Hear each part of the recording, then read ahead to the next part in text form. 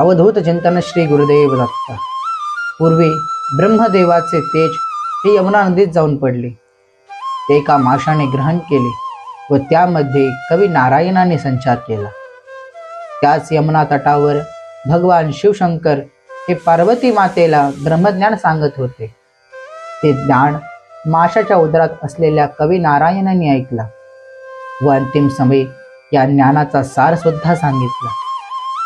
हे सार ऐकून भगवान शिवशंकर प्रसन्न झाले व ते म्हणाले की हे कवी नारायणा, पुढे बद्रिकाश्रमामध्ये मी दत्त रूपात येऊन तुला या ज्ञानाचा पूर्ण अनुग्रह प्रदान करेन। 9 मास लोटल्यानंतर ते अंडे मासोळीने यमुना तटावर सोडले। बगळ्याने ते अंडे फोडले। पुढे कामिक नावाच्या कोळ्याने या बाळाचा सांभाळ केला। 5 वर्षानंतर मच्छिंद्रनाथांनी आपले घर सोडले।